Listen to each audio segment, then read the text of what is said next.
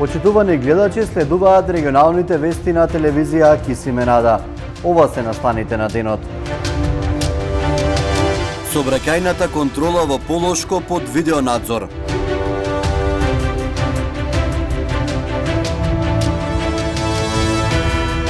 Протести во Тетово и Гостивар против поскапувањето на струјата.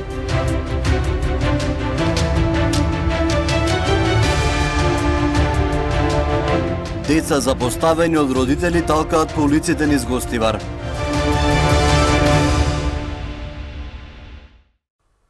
Сите активности на терен на полициските службеници ангажирани за контрола и безбедност во сообраќајот на Тетовско-Гостиварското подрачје од сега се снимаат. На себе имаат поставено камери со кои ќе бидат аудио и видео документирана комуникацијата помеѓу нив и граѓаните, а материјалите можат да бидат користени во судските процеси.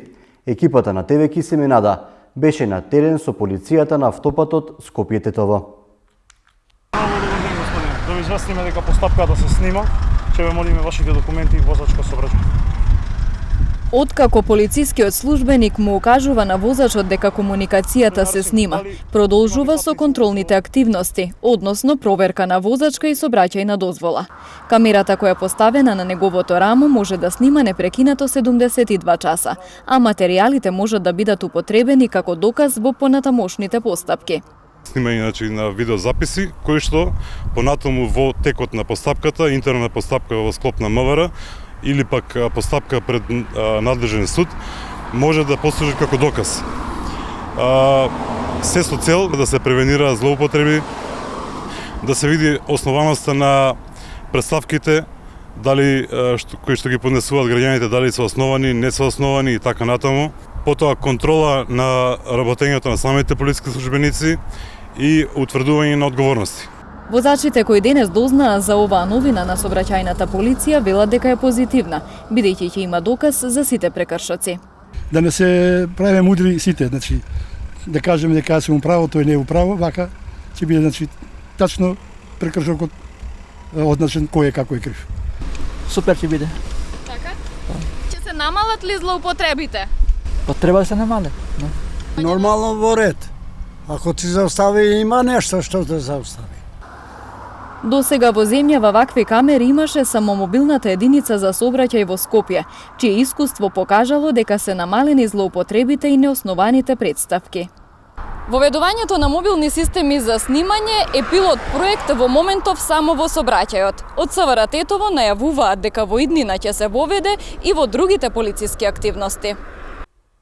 Гостиварци овој петок излегоа на протест против поскапувањето на струјата. Протестот се одржа пред седиштето на Евана во Гостивар и помина мирно. Во Гостивар по петти пат се одржа протест во знак на револт од зголемувањето на цената на електричната енергија. Граѓаните своето незадоволство од поскапувањето на струјата овој пат го искажаа пред објектот на Евана. Таму ги повторија барањата да се поништи одлуката за поскапа цена, истата да се намали за 46%, регулаторната комисија за енергетика да се распушти, да се укине монополот на дистрибуција и да се формира независен орган за квалитетот на услуги и поплаки на граѓаните од компаниите. Овие протести немаат политичка ни етничка основа. Ова се граѓански протести и ништо повеќе. Благодариме што дојдовте за вашите семејства, за вашите деца. Користам прилика да истакнам еден друг проблем, а тоа е создавањето на гужви и чекањето со сати да се плати сметка во Ивана. За да нема такви маки, треба да се отворат шалтери за наплата во сите места, за да се избегнат редиците и да им се олесни на граѓаните од селата. Протестот во Гостивар што го организира навивачката група Кастриоти го поддржаа и нивните соработници од Тетово. Следно на нашата агенда е да ги предизвикуваме политичарите, пратениците во Народното собрание, кои треба значи да реагираат за проблемите и да работат на укинување на регулаторна комисија и на формирање на независно тело што ќе ги прегледа, ќе ги разгледа и ќе им дава решение на многуте жалби, поплаки и други проблеми на граѓаните во врска со струјата, значи и многу други услуги кои се поврзани со истиот проблем. На протестот повторно излезе и градоначалникот на Гостивар Арбен Таравари. поскапувањето на струјата и одлуката на комисијата за поскапување е нереална, бидејќи се работи за период на криза и се надевам ќе ја преиспитаат својата одлука и ќе ја снижат цената на струјата, бидејќи повеќето граѓани поминуваат низ тешка економска криза. Протестот во Гостивар се одржа под силно полициско обезбедување, а помина мирно. За вечерва се најавени нови протести против поскапувањето на струјата и во Тетово. За барањата кои ќе бидат изнесени и на протестот, колешката Милена Вучевска разговараше со представникот од иницијативниот одбор. Добар ден од центарот на Тетово. Овде вечерва од 19 часот, но и во неколку други градови низ државата, по петти пат се организираат протести против одлуката на регулаторна комисија за поскапување на струјата. Гостин во овие вести еден од организаторите на протестите, господинот Аднан Вока. Господине Вока, добре дојдовте во вестите на Алфа. Кои се вашите барања? Остануваат оние истите, така? Фала за поканата прво и поздрав до сите ваши гледачи. Ние си остануваме на наши барања и нема да отстапиме до крај.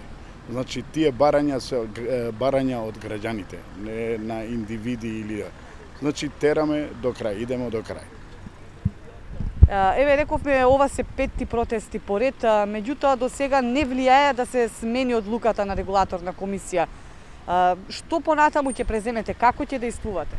Ние ќе идемо, значи, уште со демократски средства, до крај. И до крај, ако не идеме, значи, не постигнемо резултати, ќе има и друг план. Значи, други организации ќе има уште по-тешки блокади, може, па ќе има и насилни работи, затоа што ние не сме за таа работа, ние за насилство не сме, бараме тоа глуво уво да не слуша и да преземе мерки. Дали до сега имавте средба со некој, еве веќе и владата е формирана, со некои представници на владата, дали ве викнаа на разговор, барем некако да се почне во изнаоѓање на некој решение или постигнување на договор? За сега не. Иначе тие ги знаат нашите барања се јавни, ние ги имамо, значи ево и вечерва ќе ги прочитаме, ќе ги преследиме. Контакти не сме имале со никој не не барал до сега. Дали вие можеби побаравте еве сега со новата влада да ве примат, да разговарате? Ние не сме барале. Ние сега во најскоро време ќе бараме од шефовите на парламентарците тие да не примат на разговори. Значи, тие се парламентарци кои треба да работат за овој народ, за овие граѓани таму. Иначе за протест има граѓани кои ќе протестираат. И сега ќе барам, мислим, ќе пуштимо јавно барање да не повикаат овие господата од парламентот. Кажете ми само уште во колку градови вечерва, каде се очекува се да има протест? Па, се знае, тука у Тетово, Гостивар, Скопје има, Кичево ќе има, Дебар ќе има. Имало и во Прилеп и Манастир, чекамо и таму. Поради вашиот празник што беше, прошлата недела Прилеп и Битола, Скопје немаше, а овој петок, значи, ги чекамо и таму да има протести. Ние ги каниме сите градови на цела земја да излагаат на протести, пошто ова е интерес на народот, на граѓаните. Додека сите деца периодов размислуваат за училиште, другарување и игри, 3 дечиња од Гостивар спијат под ведро небо, а деновите ги минуваат на улица питајки од минувачи. Социјалните служби со семејството, за кој велат дека е дисфункционално, работаат подолго време, но процедурите отежнуваат да се најде соодветно решение за децата. За детството обично се вели дека е најбезгрижниот период од животот, но примерот со овие дечиња од Гостивар покажува дека ова не важи за сите. Наместо во убава семејна атмосфера или на дружба со врсничиња, тие деновите ги поминуваат по улици, без вистинска родителска грижа, питаат од минувачи, талкаат безцелно. Навечер спијат каде што ќе најдат, под ведро небо во руинирани објекти или згради во изградба. Ги сретнавме токму на едно вакво место во Гостивар. Рекоа дека не сакаат да одат дома, оти од родителите трпат насилство. Потоа се разбегаа. Случајот не е непознат за гостиварските социјални служби. Стручните лица велат дека се работи за дисфункционално семејство, односно родител кој злоупотребува алкохол. Реалната ситуација е тоа што овие деца немаат адекватни родители. Тоа е проблемот, кои немаат авторитет врз нив, затоа што ги занемарувале со време. Значи, се занемарени и тогаш децата нормално нема да ги почитуваат родителите. Ако дете останува со денови само, нема што после родител да се чуди зашто не доаѓа дома. Тоа е главниот проблем. Проблемот се родителите, но тие сите имаат домување, има каде да спијат, има што да јадат. Се хранат подобро од наши деца тие. Нема разлика. Мислим има, буквално се хранат подобро. Меѓутоа нема родителски авторитет и капацитет да ги држи дома, да ги усмерува, и тоа е проблем. Проблем се родителите. Најдобро решение при вакви случаи е згрижување на децата по службен пат, сметаат социјалните работници. Но сложените процедури и немањето услови го отежнуваат тоа, па проблемот се врти во круг. Треба да се покренат постапки и најдобра постапка би била сместување на овие деца. Јас лично, како човек што тоа работам, би било да ги сместам овие деца. Ако вие прашувате па зошто тоа не го правиш, јас ќе ви кажам дека моментално нема место за нив. Така, ние имаме проблем со болници каде нема место за пациенти. Така, луѓето, значи ние имаме системски проблем и не можеме више да ги затвараме очите и да се лажеме. Ние имаме проблем и треба тој проблем јасно да го кажеме сите. Така, за да можеме да напредуваме, да го решиме тој проблем. Службите во Гостивар што работат на оваа проблематика нагласуваат дека слични вакви примери има повеќе. Најголемиот проблем го гледаат во неможноста да се интервенира веднаш во сместување и згрижување на децата, со што би се дало простор и време за преземање на други мерки. Универзитетот на Југоисточна Европа ќе започне со настава на 21 септември, пред сите други универзитети. Првиот уписен рок трае до 19 овој месец, а ќе се почитуваат сите протоколи за заштита. Универзитетот веќе е подготвен за хибридна настава, како и целосен трансфер на студиите по електронски пат, доколку е потребно. Подетално за сите придобивки за студентите на овој универзитет, разговаравме со професор доктор Вероника Карева.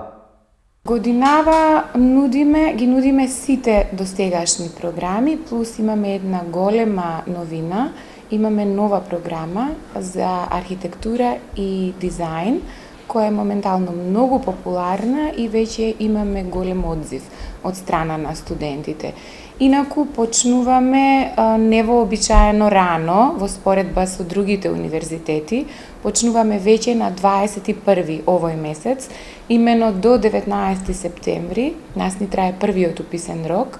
Веднаш на 21 почнуваме, со тоа што студентите од прва година таа недела имаат ориентацијски денови, се запознаваат со универзитетот, со деканатот, со професорите, ги тестираме јазично, затоа што една од најголемите придобивки на нашиот универзитет е нашиот фокус на skills, вештини.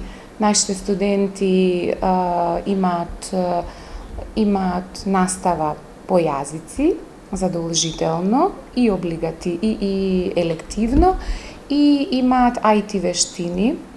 И морам да потенцирам дека ние сме единствен универзитет во државата и меѓу 3 во Европа, има еден универзитет во Тирол и во Болцано, кај кои работат тројазично. Ние работиме и на албански, и на македонски, и на англиски. Целиот разговор со професор доктор Карева ќе го проследите на крајот од вестите. Во текот на вчерашниот ден во акцијска контрола, полицијата открила и законски санкционирала вкупно 52 прекршоци, кои ги направиле пешаците. Најголемиот број од нив се однесувале на небезбедно преминување на улица и на непочитување на светлосните сообраќајни знаци. Од СВР Тетово информираат и за неколку приведувања. 27 годишна гостиварка и 45 годишен скопјанец вчера во Тетово се лишени од слобода, поради сомнение дека на 29 минатиот месец извршиле разбојништво во аптека на улица Видоја Смилевски Бато во Тетово. Двајцата се задржани во полициската станица Тетово. Случајот целосно е расчистен и против нив ќе следува соодветна пријава. Ноќеска околу 5 часот во Гостивар приведен е 19-годишник од Гостиварска Долна Бањица, поради сомнение дека е извршител на повеќе кражби, најмногу на велосипеди. Вчера во Тетовско Горно Седларце лишени од слобода биле и 32-годишник од Гостиварско Беловиште и 32-годишен скопјанец, кај кого при преглед била пронајдена бела прашкаста материја. Полициски службеници вчера привеле 44-годишен тетовец, кој се однесувал агресивно додека преземале службени дејствија и при тоа физички нападнал еден полициски службеник. Тој бил задржан во полициската станица Тетово и по целосното расчистување на случајот против него ќе следува поднесок. 43-годишен жител на Гостивар пак пријавил дека бил физички нападнат од 26-годишен сограѓанин. Во полицискиот билтен регистрирани 2 случаи на каснување од кучиња бездомници. За неносење заштитни маски пак во текот на изминатото деноноќе казнети се вкупно 99 лица, 66 во Тетовско и 33 во Гостиварско. На 34 лица во Тетово и на 21 лице во Гостивар изготвени им се нови решенија за изолација од Државниот санитарен и здравствен инспекторат.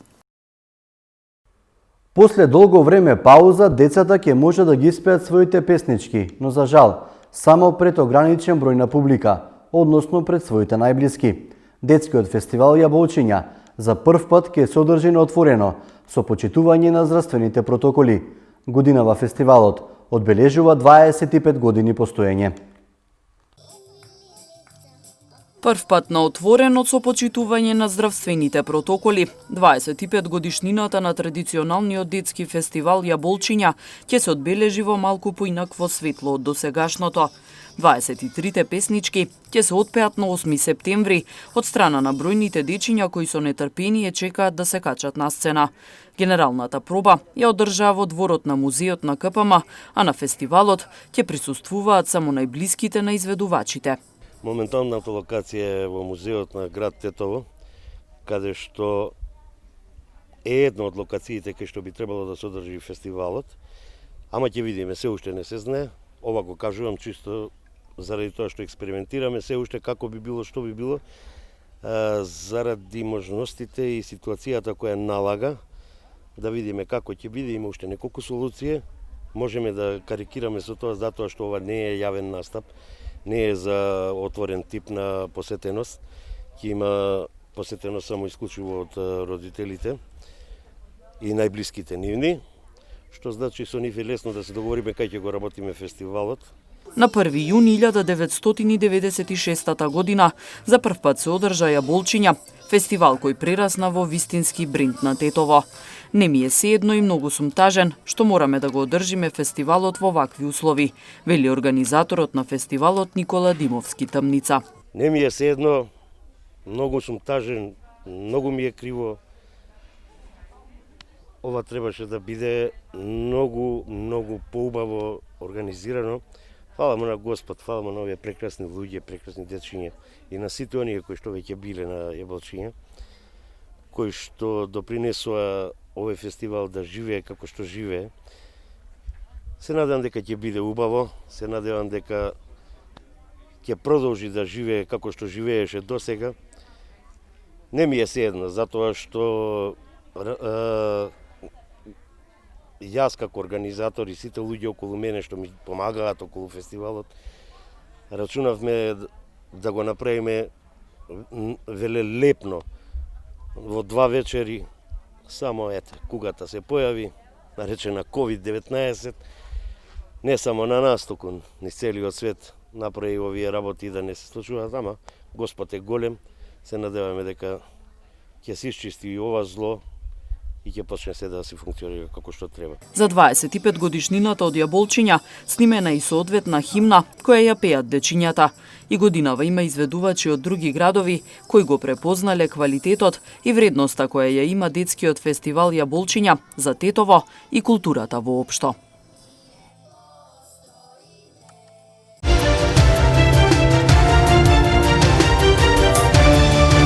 Македонската фудбалска репрезентација за играчи до 21 година на домашен терен беше поразена со 1-0 од актуелниот европски шампион Шпанија. Фудбалската репрезентација на Македонија за играчи до 21 година забележа несреќен пораз од 1:0 на домашен терен од актуелниот европски шампион Шпанија. Македонските репрезентативци одигра одличен надпревар и комплетно ги неутрализираа гостинските играчи. Се до 83-та минута кога беше досуден пенал за Шпанија, актуелниот европски шампион не упати ниту еден удар во рамки на голот на Јанков. Прецизен од белата точка беше Хуго Дуро, што на крајот се покажа како конечен резултат на овој надпревар. Сепак Македонија во 88-та минута имаше голема шанса да изравни на 1:1 и веројатно да извлече бод од дуелот со големиот фаворит. Но Димитар Митровски не успеа да реализира пенал, односно голманот на Шпанија Мартинес го одбрани неговиот удар. Со тој голем фаворит на хартија пред надпреварот, но сега кога ќе сумирам сите впечатоци, можам да кажам само една, дека сум горд на овие момци. Покажа како треба да се игра фудбал против една Шпанија, на сите поли, од сите фудбалски аспекти. И не само јас, него сите треба да бидеме горди на овој тим. Покажа дека има потенцијал и квалитет, уште многу да напредува и да биде у најмала рака конкурентна во европски рамки. Со овој пораз Македонија останува на третата позиција со 7 бодови, еден помалку од второпласираниот Израел, кој е на позиција која обезбедува пласман на европското првенство следната година.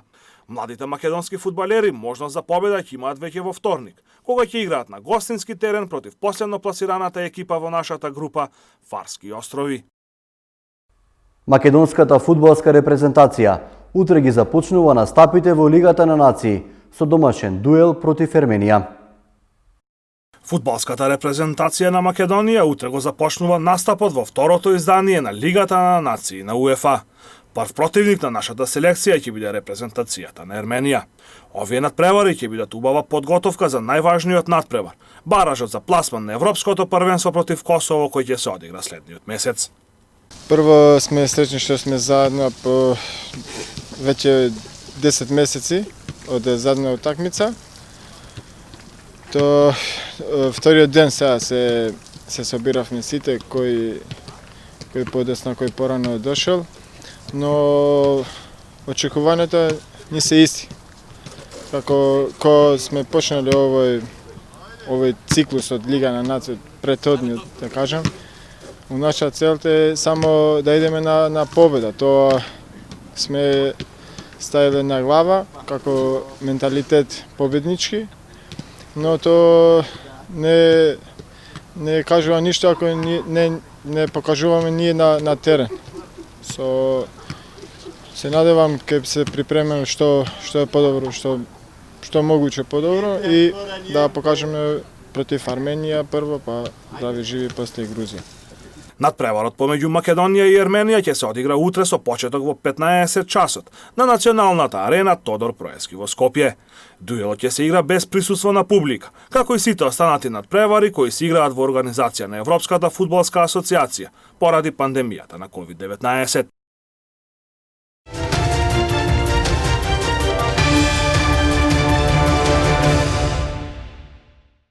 Значи, почнуваме на 21 со сите на еден комбиниран начин. Денес популарно го нарекуваат хибриден модел. Инаку за нас тоа не е новост. Ние така работиме уште од 2005-та, кога за прв пат сме вовеле Learning Management System.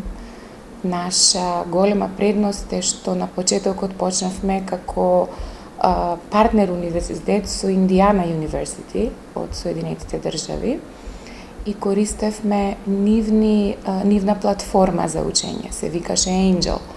Покасно ја заменивме со наша институционална програма, се викаше Libri, и сега во последно време користиме платформа на Google, така што и пред почетокот на кризата сите наши предмети беа паралелно во училница и онлайн. Ние отвараме по околу 600 предмети секој семестар, паралелно онлайн и во училница. Рековте прв уписен рок до 19. До 19. Ќе има и втор уписен? Ќе има и втор уписен рок, ако има места. Меѓутоа, треба да потенцираме дека условите за стипендии се можат да се стекнат само за студентите кои аплицираат во првиот уписен рок. Колку слободни места има? Во моментот имаме доволно слободни места на сите факултети, затоа што уписот е во тек, имаме 2 кампуси, така што се уште има место и за стипендии со тие што ги викаме merit-based стипендии по заслуга, што значи студентите што имаат просек 5.00 се ослободени со 60% од школарината. Другите што имаат стипендија, што имаат успех од 4,5 до 4,9 се ослободени со 40% од школарината. Рековте архитектурата е нова програма. Останатите се стандардните. Факултет за бизнис и економија со своите смерови, факултет за современи општествени науки, правен факултет, факултет за современи компјутерски науки и факултет за јазици, култури и комуникации. Ова која е нова, претпоставувам затоа што и бара практична работа, ќе биде така возможно за студенти? Да, имаме обезбедено протоколи, ние имаме прекрасен кампус, огромен, и тука и во Скопје. Работиме многу на обезбедување на заштита максимална и на студентите и на професорите. Ќе се работи во мали групи, со најмногу 10 во училница, за да се запазат протоколите од владата.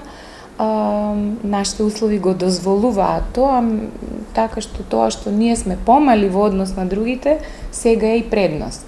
Значи можеме сосема безбедно да започнеме со настава на лице место, on-site. Доколку се јави потреба да се прекине наставата, веднаш може да се трансформираме на онлайн настава. Тие што засега нели со физичко присуство има можност за дистанца, но има можност за дистанца. Или нема потреба? Маски, на просторот. Маски нашите студенти ќе добијат, ќе треба да носат маски сите и секаде имаме средства за дезинфекција. Истото и пред влезовите ќе се врши дефинитивно, да. Во случај да има некој регистриран позитивен случај, веднаш се врши дезинфекција, нашите служби информираат. Ние пред скоро 2 недели имавме обуки на универзитетот. Тоа се нашите традиционални зимски и летни обуки, тренинзи, со максимална заштита и немавме никаков забележан случај на некое прекршување на безбедноста. Кажете ми, со оглед на тоа дека порано започнувате, ќе значи дека и порано ќе заврши учебната година, кажеме, меѓутоа тоа е... Ние оставаме простор. Сакавме да почнеме сега, затоа што се најавува некој поголем бран, кој веруваме дека ќе биде навистина поголем кога ќе залади. Така што сметавме дека подобро е да почнеме порано и барем на почеток да се видиме со студентите, посебно со тие што се од прва година, и во случај ако има потреба да прекинеме. Меѓутоа, 1 или 2 недели плюс настава нема да биде штета ни за студентите или подготовка. Сепак подобро е да се почне колку што е можно порано, отколку да чекаме за да дојде некој бран. Со оглед на тоа дека напредувате во смисла на ширење на програма и слично, универзитетот е нели прераснат во некој бренд, да кажеме. Така, да. Има ли некој тренд на заинтересираност голема некои студентите и така? Бројка поголема? Годинава не би одела уште со бројки затоа што уписот не е завршен. Годинава сега за сега трендот е исто во пораст како и од минатите години, иако бевме на некој начин алармирани од средните училишта дека ова е генерацијата 2001 и дека и таму има многу намален број на матуранти. Сега за сега не сме го почувствувале тоа. Може би заради тоа што некои од студентите кои намеравале да заминат во странство не се заминати или пак заради воведувањето на новите програми, меѓутоа оставаме простор до крај на уписот да видиме како ќе се одвива. Кажавте дека сте подготвени и за електронско водење на наставата, може да се каже дека има влијание COVID-19 нели целата ситуација, но не во голема мера конкретно за овој универзитет кој што очигледно е подготвен за ова. Ние во минатиот семестар, значи во март, кога владата донесе уредба и кога донесе фактички забрана за работа на универзитетите, ние веднаш, првиот ден после тоа, сите бевме онлайн, спремни за таква настава, затоа што ние системот го имаме. Во меѓувреме го надградивме, постојано имаме обуки од тип на најсовремени методи за учење преку онлайн настава. Потоа, самата Google платформа нуди се поголеми можности. Работиме на изнаоѓање на нови платформи, нови начини на трансмисија. Сега ни е битно, ако во првиот семестар беше битно да се заврши тоа што е предвидено со силабусите и со курикулумите, со наставната програма, сега веќе ни е битно да не само да се помине тоа што треба да се помине, туку и да го запазиме квалитетот. Во меѓувреме правевме многу прашалници со студентите и тие беа многу задоволни од сите 3 циклуси, и до дипломски, и постдипломски, и докторски студии, и тие резултати се достапни. Меѓутоа, сега пак исто направивме прашалник, ги прашавме студентите како сакаат да продолжат и поголемиот број од нив сакаат да дојдат. И ако го видите кампусот, не е ни чудо што сакаат да дојдат и да бидат на кампус. Би сакала да додадам, да апелирам, ако се уште има некои студенти кои се мислат каде да го продолжат школувањето, мислам дека нашиот универзитет е правиот избор и ќе ви кажам зошто. Прво, почнати сме на време, веќе до година правиме 20 години од постоењето. Почнати сме од самиот почеток на здрави основи, на нов модерен систем на образование, преземен од американскиот партнер. Цело време се адаптира на наши услови. Се трудиме цело време да работиме според барањата и потребите на пазарот. Се трудиме студентите да ни се во фокус на интерес. И најмногу поради тоа што вкупно од сите факултети вработеноста на нашите студенти е 60%. Ако од тие проценти се издвојат 37% кои се невработени по свој избор, затоа што продолжуваат со студии или се на породилно боледување или не сакаат да работат, значи ние може да зборуваме за бројка од вработеност од преку 80% на наши студенти. И фактот што поголемиот број од студенти се вработени во приватен сектор, значи не по некоја партиска припадност, туку по свој квалитет, зборува за квалитетот на нашите студиски програми.